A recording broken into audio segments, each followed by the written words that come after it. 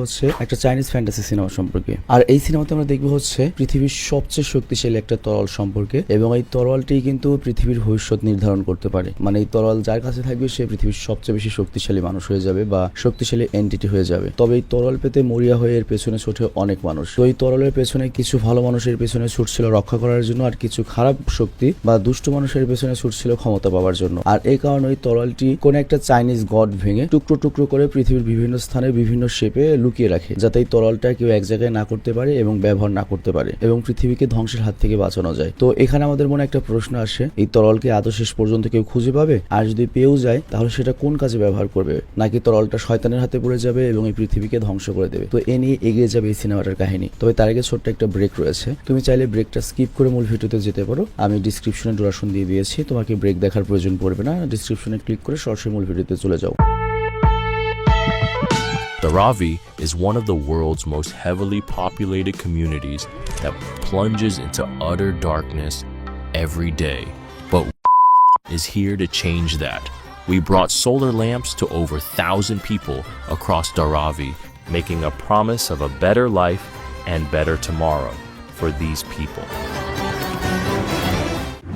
তো ব্রেক শেষে আমরা মূল ভিডিওতে চলে আসলাম। তো এই সিনেমার শুরুতে আমাদের একটা স্থান দেখানো হয় যেখানে অনেক মানুষ একত্রিত হয়ে চিৎকার করছিল এবং এখানে মূলত ফাইট হচ্ছিল। আর আমি তোমাকে এই দুনিয়াটা সম্পর্কে বোঝাই, এটা এমন একটা দুনিয়া যেখানে টেকনোলজিও দেখানো হয়েছে, জাদুও দেখানো হয়েছে, আবার মধ্যযুগও দেখানো হয়েছে। মানে আমাদের যে বর্তমান দুনিয়া যেখানে টেকনোলজি আছে তার মানে কি আমরা মডার্ন হয়ে গিয়েছি, মধ্যযুগের ড্রেস পরি না। কিন্তু এই সিনেমার যে দুনিয়া এখানে আমরা দেখতে পাবো হচ্ছে মধ্যযুগের মতো ড্রেস আপ, কিন্তু টেকনোলজিতে অনেক উন্নত, আবার জাদুও রয়েছে। তো যাই হোক, এখানে যে ফাইটিংটা চলছিল এখানে কিন্তু অনেক মানুষ জুয়ায় বাজি ধরেছে আর স্থানটা অনেক জাঁকজমক। আর তারপর আমাদের চেন নামের একটা ছেলেকে দেখানো হয় যে একটা বিশাল রোবটের সাথে ফাইট করার জন্য প্রস্তুত হচ্ছে। তবে এটা কোনো সাধারণ ফাইট ছিল না, মূলত এই ফাইটে জিতলে অনেক টাকা পাওয়া যায় এবং চেন ওই ফাইটটা যে কোনো মূল্যে জিততে চায়, কারণ জয়ী হলে চেন অনেক টাকা পাবে এবং এই টাকা দিয়ে সে তার মাস্টারের জাদুর যে আংটিটা রয়েছে সেই আংটিটা নিলাম থেকে কিনতে পারবে। কিন্তু এই ফাইটে যেতে এতটাও সহজ ছিল না, কারণ চেনের সামনে যে রোবটটা দাঁড়িয়ে ছিল সে শুধুমাত্র আকারেও বড় নয়, অনেক শক্তিশালীও ছিল। আর এই রোবটের প্রতি কদমে কিন্তু মাটি থেকে ধুলা উঠছিল এবং মনে করো ভূমিকম্পের মতো হচ্ছিল এবং চেনের কাছে মনে হচ্ছিল সে কোনো দানবের সামনে পড়ে গিয়েছে। তবে তারপরেও চেন তার সমস্ত শক্তি দিয়ে ফাইট করে, কিন্তু ধীরে ধীরে যখন ফাইট এগিয়ে যেতে থাকে তখন চেন বুঝতে পারে এই রোবটের সাথে সে একা ফাইট করে জিততে পারবে না। আর এই কারণে চেন করে কি, তার একটা পকেট রোবট ছিল, একটা বিশেষ ডিভাইস, সেই পকেট রোবটকে ডাকার সিদ্ধান্ত নেয়। যদি এই রোবটটা আকারে মোটামুটি অনেক ছোট, কিন্তু রোবটটা ছিল অনেক ফাস্ট এবং বুদ্ধিমান। তো এরপর চেন যখন ওই রোবটটিকে অ্যাক্টিভেট করে তখন সেটা দ্রুত ছোটাছুটি করতে থাকে এবং এই ছোট রোবটটা ওই বড় রোবটটার মনে করো বিভিন্ন জায়গায় আক্রমণ করছিল, যে কারণে চেনের কাছে লড়াইটা করা সহজ হয়ে যায় এবং আস্তে আস্তে ফাইটের রূপটা বদলে যেতে থাকে এবং চেন তার সমস্ত শক্তি দিয়ে আক্রমণ চালিয়ে এবং ছোট রোবটের সহযোগিতায় ফাইনালি ওই বড় রোবটটাকে মাটি অবধি ফেলতে পারে এবং চেনের কাছে ওই বড় রোবটটির হার হয়। আর তারপর সেখানে উপস্থিত সকল দর্শক খুশিতে চিৎকার করতে থাকে, কিন্তু যারা টাকা খাটিয়েছিল তারা কান্না করতে থাকে। তো যাই হোক, চারিদিকে যখন চেনের জয় জয়কার লক্ষ্য করা যাচ্ছিল তখনই বিজয়ের ঘোষণা আসে এবং চেনকে পুরস্কারের টাকা দেওয়া হয়। আর এই টাকা দিয়ে চেন তখন তার মাস্টারের যে আংটিটা সেই আংটিটা কেনার জন্য যাবে। আর এখানে একটা বিষয় আমাদের বলা হয়, চেনের যে মাস্টার সে অনেক দিন যাবৎ নিখোঁজ রয়েছে, তার কোনো খোঁজ পাওয়া যাচ্ছে না। আর এই কারণে চেন তার জাদুর আংটি দিয়ে সেই মাস্টারকে খুঁজে পেতে চায়। তবে সিনেমার শুরুতেই যেহেতু চেন এত সহজে আংটিটা পেয়ে গিয়েছে, তার মানে সিনেমাটার কাহিনী কি এতই সহজ হতে চলেছে নাকি আরো কঠিন কিছু অপেক্ষা করছে, এটা একটু পরে আমরা জানতে পারবো। আর এরপর আমরা দেখি চেন তার পুরস্কারের টাকা নিয়ে সেখানে যায় যেখানে তার মাস্টারের জাদুর আংটি নিলাম হচ্ছিল। তো চেন সেখানে যায় আর সেখানে কিছু ক্রিয়েচার গার্ড ছিল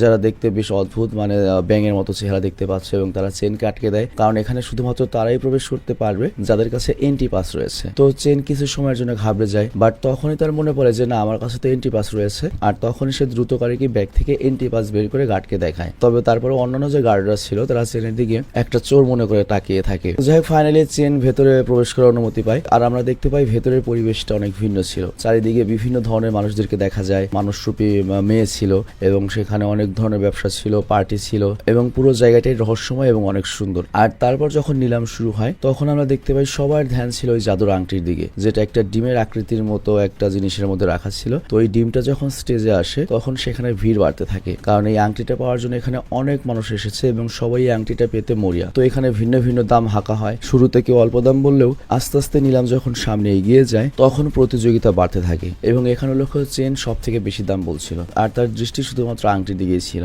এবং সে যে কোনো মূল্যে আংটিটা নিজের করে পেতে রেডি ছিল এবং লাস্টে দেখা যায় আমাদের চেনই নিলামে জিতে যায়। তো নিলাম শেষে চেন যখন আংটিটা নিতে যাবে তখনই ডেভিড নামের আরেকটা লোক চলে আসে এবং সে চেনের চেয়েও বেশি দাম বলে আর এর ফলে হট্টগোল লেগে যায়, কারণ চেন কল্পনাও করেনি তার চেয়ে বেশি দাম কেউ হাঁকাবে। আর আরেক ব্যাপার হচ্ছে নিলাম তো শেষ, তো এই কারণে চেন রাগে ডেভিডের দিকে তাকিয়ে বলে এই আংটি আমার মাস্টারের, এটা আমি তোমাকে কোনোভাবেই নিতে দেবো না। কিন্তু এতে ডেভিডের কিছুই যায় আসে না, সে ওই আংটিটা পেতে চায়, বাট চেনও নাছরবান্দা সে ডেভিডকে আংটিটা দেবে না। তো এই কারণে তাদের মধ্যে যখন ঝগড়া লেগে যাবে তখনই কোনো কিছু না ভাবে চেন করে কি আংটিটা ছিনিয়ে নেয় এবং সেখান থেকে দৌড়ে পালাতে থাকে। আর ডেভিডও তখন তার জাদু শক্তি ইউজ করে দ্রুত চেনকে ধরে ফেলে আংটিটা ছিনিয়ে নেয়। দুজনের মধ্যে ফাইট হয় এবং আমরা অলরেডি দেখেছি ডেভিডের ভিতর কিছু জাদুর শক্তি ছিল, বরফের শক্তি, এই কারণে সে চেনের সাথে সহজে ফাইট করতে পারছিল এবং চেন একটা টাইমে বুঝতে পারে যে এই ডেভিডের ভিতরে অনেক শক্তি এবং ক্ষমতা রয়েছে এবং চেনের জন্য এই ফাইটটা যেতে অনেক কঠিন হয়ে যায়। আর তখন এখানে আরেকটা মেয়ে এসে উপস্থিত হয় যার নাম হচ্ছে লুসি, আর সে ওই আংটিটার জন্য এসেছে। আর এর ফলে এই লড়াইয়ের নতুন একটা মোড় দেখা যায়, মানে একটা আংটির জন্য তিনজন দাবিদার।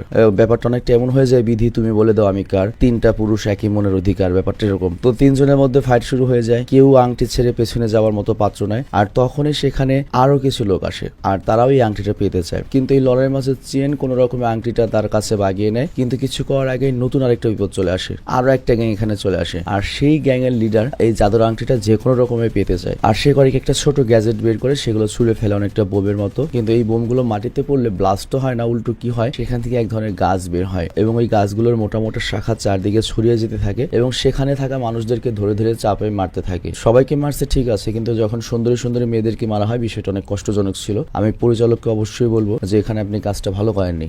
তো যাই হোক, এই লড়াইয়ের মাঝে যখন চেন, ডেভিড আর ওই মেয়ে লুসি বুঝতে পারে যে আমরা নিজেদের মধ্যে যদি ফাইট করি তাহলে তিনজনই সাফারি কিরকিরা হয়ে যাব, তখন ওরা তিনজন করে কি নিজেদের মধ্যে ঝামেলা মিট করে একটা টিম বানিয়ে ফেলে এবং সবাই মিলে ওই ভয়ঙ্কর গাছ এবং ওই গ্যাংয়ের সাথে ফাইট শুরু করে। কিন্তু ওই গ্যাংকে তারা কোনো রকমই হারাতে পারছিল না, বাট তখনই সেখানে আরেকজন চলে আসে আর এটাই হচ্ছে চেনের মাস্টার, আই মিন ওই আংটির মালিক। এবং মাস্টার করে কি চেনের কাছে আংটিটা চায় আর চেনও মাস্টারকে আংটিটা ফিরিয়ে দেয়। তো মাস্টার যখনই আংটিটা হাতে পড়ে তখনই সে প্রথমে করে কি ওই মোটা গাছে জোরে আঘাত করে আর জাদুর আংটির পাওয়ারে ওই গাছটি ধরাশায়ী হয়ে যায় এবং মাস্টার সবাইকে বাঁচিয়ে নেয়। আর তারপর মাস্টার করে কি চেন, ডেভিড আর লুসিকে তার সাথে করে নিয়ে যায়। তো এটা দেখে ওই গ্যাংয়ের যে লিডার যারা ওই আংটি নিতে এসেছিল তারা রেগে যায় এবং মাস্টারের পিছু নিতে কিছু সৈনিকদের নির্দেশ দেয়, কিন্তু সৈন্যরা ধরার আগেই ডেভিড, চেন আর লুসি করে কি মাস্টারের সাথে একটা প্লেনে চড়ে সেখান থেকে চলে যায়। আর এই কারণে ওই গ্যাংয়ের যে কর্মীরা ছিল তারা কাউকেই ধরতে পারে না আর এর ফলে গ্যাং লিডার রেগে যায়। আর এইদিকে আমরা দেখি মাস্টার তিনজনকে তার প্লেনে নিয়ে যাওয়ার সময় মাস্টার ওদেরকে এই প্লেনের ব্যাপারে বলে, সে বলে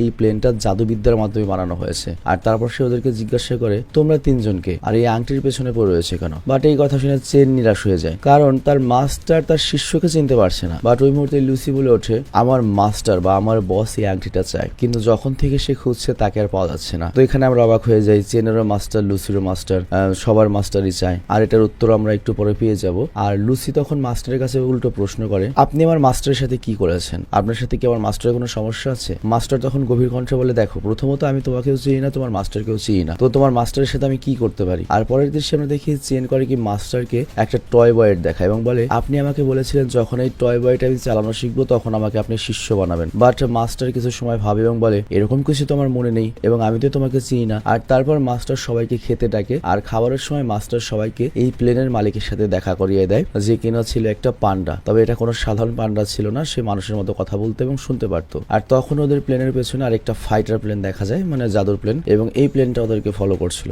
আর এরপর আমাদেরকে আকাশে ভাসমান মুন সিটি দেখানো হয় যেটা একটা গাছের উপরে। আর আমাদেরকে বলা হয় এই শহরের মধ্যে বা এই সিটির মধ্যে একজন রাজা রয়েছে যে কিনা তার স্ত্রীকে একটা গাছের সাথে বেঁধে রেখেছে। তো এরপর রাজা সে রানীর কাছে যায় এবং বলে তোমাকে আর কিছু সময় অপেক্ষা করতে হবে আর তারপরে আমরা সারা জীবনের জন্য মুক্তি পেয়ে যাব। আর তখন আমরা দেখতে পাই সেইখানে ওই গ্যাং এর লিডার আসে যারা ওই আংটিটা চুরি করতে চেয়েছিল এবং চেন বাকি দুজনের সাথে ফাইট করেছিল। তো গ্যাং লিডার রাজাকে বলে বস, সেখানে মাস্টারের মতো দেখতেই হুবহু একজন চলে এসেছিল এবং সে ওই তিনজনকে সাহায্য করেছে যে কারণে আমরা আংটিটা উদ্ধার করতে পারিনি। তো রাজা এই কথা শুনে অনেক রেগে যায় এবং গ্যাং লিডারকে বলে তোমার সৈন্যদেরকে নিয়ে এখনই চামুলি বস্তিতে আক্রমণ করো এবং আমার যে কোনো মূল্যে আংটিটা চাই। তো এখানে আমাদের মনে কিছু প্রশ্ন আসে যে রাজা কেন তার স্ত্রীকে, আই মিন রানীকেই গাছের সাথে বেঁধে রেখেছে এবং চামুলি বস্তির সম্পর্কে কি, চামুলি বস্তিতে কেন আক্রমণ করার নির্দেশ দিয়েছে। তো যাই হোক, এইদিকে আমরা দেখি প্লেনের চেন, ডেভিড আর লুসি মাস্টারের সাথে কথা বলছিল। তো লুসি তখন মাস্টারকে জিজ্ঞাসা করে আমরা গ্যাং এর সাথে লড়াইয়ের সময় সেই বড় গাছটি দেখতে পেয়েছি, সেটা আসলে কি ছিল? আর মাস্টার তখন ওদেরকে বলে দেখো ওই গাছগুলো এসেছে মূলত মুন সিটি থেকে, মানে ওই যে বোমের মতো ফেলে যে গাছ হয়ে যায় সেই গাছগুলো। তো এখানে সে বলেন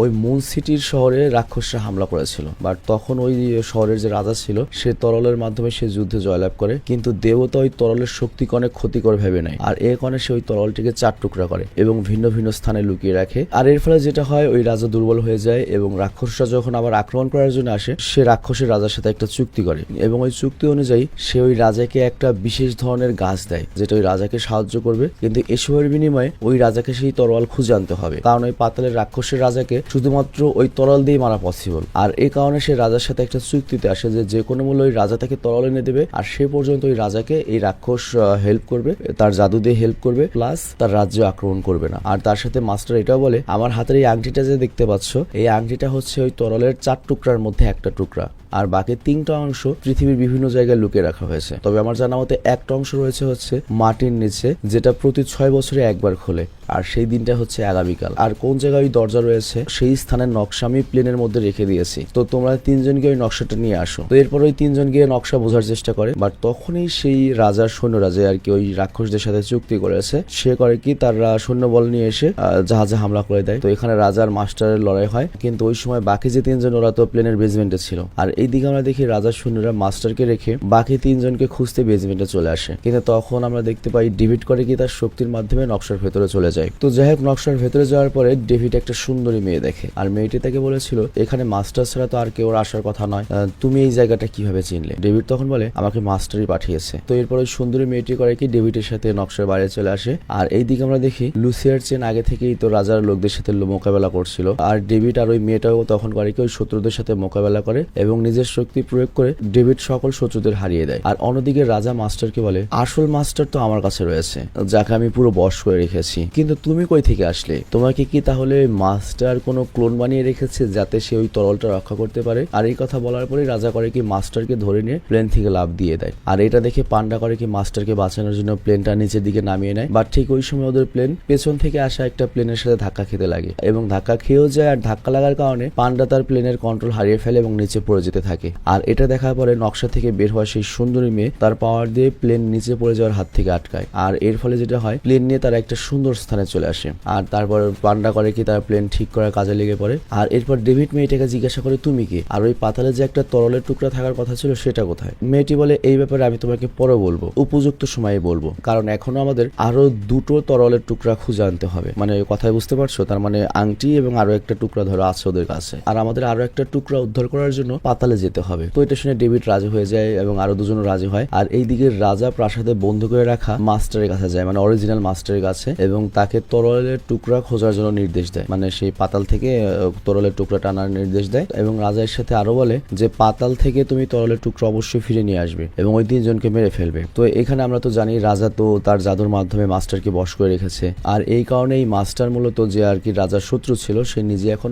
রাজার মনে করা সৈন্য হয়ে গিয়েছে। তো যাই হোক মাস্টারের নির্দেশ পেয়ে আসল মাস্টার করে কি তরলের টুকরা নিয়ে আসার জন্য পাতালের উদ্দেশ্যে বের হয়, আর আমরা দেখি চেন তার সঙ্গী নিয়ে পাতালে পৌঁছে গিয়েছে, আর ওই স্থানটার দরজা 6 বছরের মধ্যে একবার খোলে, আর সেখানে তারা বড় একটা রাক্ষস দেখতে পায় যে কিনা তরল পাহারায় নিযুক্ত ছিল, আর ওই রাক্ষসটা অনেক রেগেছিল, কিন্তু তারা কৌশলে সেখানে পৌঁছে যায় যেখানে তরলের টুকরাটা রাখা ছিল, এবং সেখানে পৌঁছে তারা সবাই তো চমকে যায়, কারণ সেখানে আগে থেকেই মাস্টার উপস্থিত রয়েছে, মানে ওই আসল মাস্টার আর কি, বড় আসল মাস্টার। তো এই মাস্টার সবাইকে বলে তোমাদের কাছে তরলের যতগুলো টুকরা আছে আমাকে দিয়ে দাও, তা না হলে তোমরা সবাই মারা পড়বে। কিন্তু ওরা তো এত সহজে তরলের টুকরা দিতে রাজি নয়, তো ওদের মধ্যে লড়াই শুরু হয়ে যায়। তবে এখানে উল্লেখ্য মাস্টার কিন্তু এই পৃথিবীর যতগুলো যোদ্ধা ছিল শক্তিশালী তাদের মধ্যে একজন, তো এই কারণে ওদের সাথে লড়াই করতে ডেভিড, চেন আর লুসির অনেক কষ্ট হয়ে পড়ে, কেউ তার সাথে লড়াই করে পারছিল না। বাট তখনই হঠাৎ করে মাস্টারের হাতে থাকা তরলের টুকরা নিচে পড়ে যায়, আর এই তরলটাও কিন্তু ওই আসল তরলের 4 অংশের একটা ছিল। আর ঠিক ওই সময় চেনের হাতে থাকা আংটিটা পড়ে যায়, এর সাথে নকশা থেকে আসাটা মেয়েটারও বাঁশি ছুটে যায়। আর এখানে আমরা দেখি ওই মেয়েটার হাতে যে বাঁশি ছিল,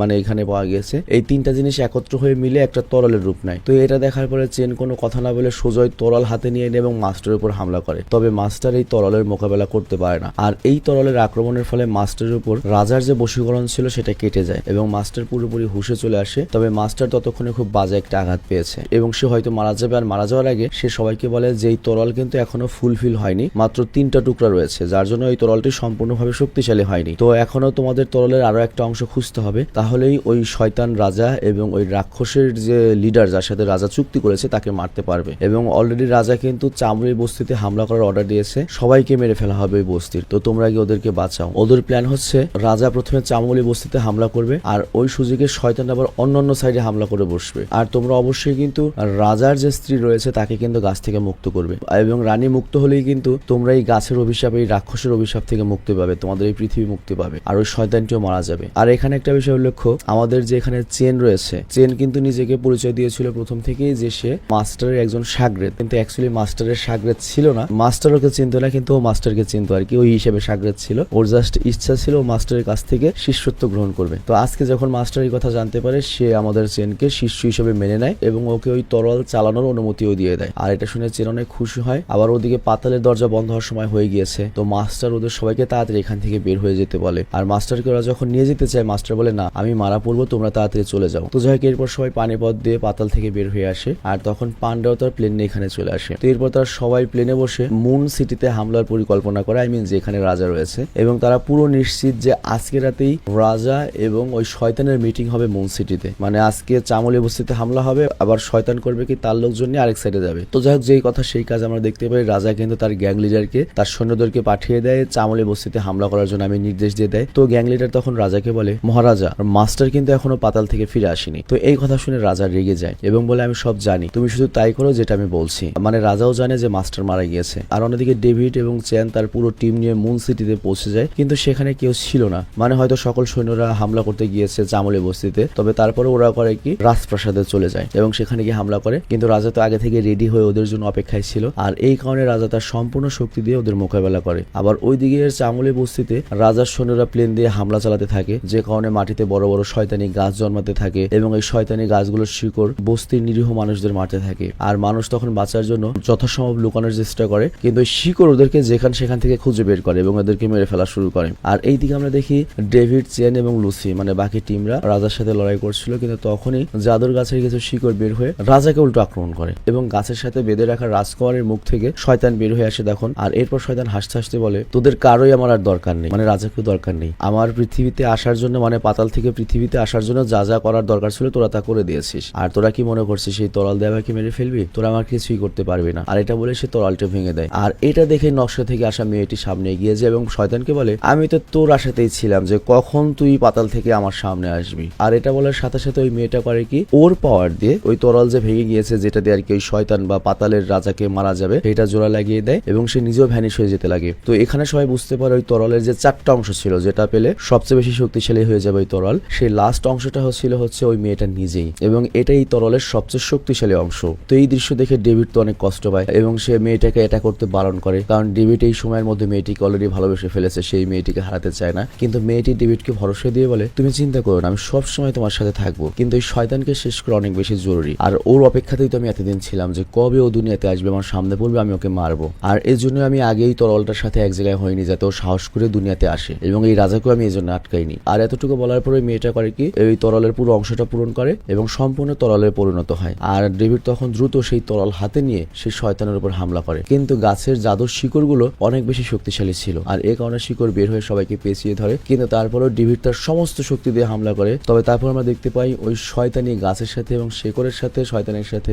কেউ কিন্তু পেরে উঠছিল না। আর তখনই নিচে আহত হয়ে পড়ে থাকা রাজা, যে আর কি মেন ভিলেন ছিল, অলরেডি ওর সাথে তো শয়তান পোল্টি দিয়ে দিয়েছে। রাজাও বুঝতে পারছে যে শয়তানের আমার আর দরকার নেই, আমার কাছ থেকে যা দরকার ছিল শয়তান নিয়ে নিয়েছে, উল্টো আমার বউকেও মেরে দেবে, আমাকেও মেরে দেবে, দুনিয়াও মেরে দেবে। তো রাজা তখন ডেভিডকে বলে, ওই গাছের গোড়া থেকে কেটে ফেলো। আর তখনই ডেভিড করে কি, সেই গাছের বুক চিরে গোড়া থেকে কেটে দেয়। আর শয়তান তখন চিৎকার করতে করতে শেষ হয়ে যায়। আর শয়তান মরে যাওয়ার সাথে সাথে ওই চামলি বস্তির যতগুলো গাছের শিকড় ছিল সেগুলো ধ্বংস হয়ে যায়। আবার এই মুন সিটি, যেটা কিনা এই গাছের জন্য, এই শয়তানি গাছের জন্য টিকে ছিল, সেটা আস্তে আস্তে মাটিতে পড়তে থাকে। মানে রাজা করেছিল কি, শয়তানের সাথে চুক্তি করে সাধারণ মানুষের কাছ থেকে এই শহরকে বাঁচানোর জন্য বা নিজের নিরাপত্তার জন্য বা ধনী মানুষদের নিয়ে উপরে থাকার জন্য সেই শয়তানি গাছের সাহায্যে মনে করে আকাশের মাঝখানে থাকতো। কিন্তু গাছ যখন পড়ে যাচ্ছিল, এটা দেখে রাজা করে কি দৌড়ে গিয়ে মেন গাছের কাছে আসে, বাকি শক্তি দিয়ে গাছকে আটকানোর চেষ্টা করে, কিন্তু রাজার এখন আর সেই শক্তি নেই, সে ব্যর্থ হয়ে যায়। আর এর ফলে মুন সিটি মাটিতে পড়ে পুরোপুরি ধ্বংস হয়ে যায়। তবে চামুলে বস্তির লোকজন অনেক খুশি হয়, কারণ এই মুন সিটি থেকে তাদেরকে নিয়ন্ত্রণ করা হচ্ছিল, তাদের উপর অত্যাচার করা হচ্ছিল, সেই মুন সিটি ধ্বংস হয়ে গিয়েছে। আর এরপর আমরা দেখি ডেভিড এবং তার সঙ্গীরা ভাঙা প্লেনের সামনে দাঁড়িয়ে রয়েছে সেই পান্ডার। তবে প্লেনটা একদম নষ্ট হয়ে গিয়েছে, আর এই কারণে কারণে এখান থেকে চলে যাওয়ার তাদের কোনো পথ ছিল না। আর এরই মাঝে ডেভিড ওই নকশা থেকে বের হয়ে আসা মেয়েটির কথা ভেবে উদাসী হয়ে পড়ে। আর এটা দেখে চেন ডেভিডকে বোঝায়, মেয়েটা না তোমাকে বলেছে সে সবসময় তোমার সাথে থাকবে? তখন ডেভিড মুস্কি এসে বলে, হ্যাঁ আমি জানি, আমার মনে আছে, আর এই কারণে আমি সবসময় আমার অপেক্ষাতেই থাকবো। আমার বিশ্বাস কোনো না কোনো ভাবে ও আবারও ফিরে আসবে। আর এরই সাথে এই সিনেমাটি শেষ হয় এবং এইখানে যে টিমটা তৈরি হয়েছে এই টিমটা বেরিয়ে পড়ে পরবর্তী জার্নির উদ্দেশ্যে, পরবর্তী কোনো শহর বাঁচানোর উদ্দেশ্যে। আর এই দৃশ্য দেখে আমার কাছে যেটা মনে হয়েছে, মানে তোমরা যদি মার্ভেলের guardian of the Galaxy cinema দেখে থাকো, সেই সিনেমার মতো আমার কাছে মনে হয়েছে। মানে এটা Chinese guardian of the Galaxy হয়েছে আর কি লাস্টে। তো যাই হোক, আমি জানি না তোমাদের কাছে সিনেমাটি কেমন লেগেছে বা আমি কতখানি ভালো মতো বোঝাতে পেরেছি। তো এই জন্য আমি ক্ষমা প্রার্থনা করছি, আমার এক্সপ্লেনেশন স্কিলের জন্য আমি ক্ষমা প্রার্থনা করছি, আমার যে ভুলগুলো হয়েছে সেই ভুলের জন্য। দোয়া করো ভবিষ্যতের জন্য আমি আরো ভালো মতো এক্সপ্লেন করতে পারি। তো আমি বিদায় নিচ্ছি, ভালো থেকে সুস্থ থেকে, টেক কেয়ার, আল্লাহ হাফেজ।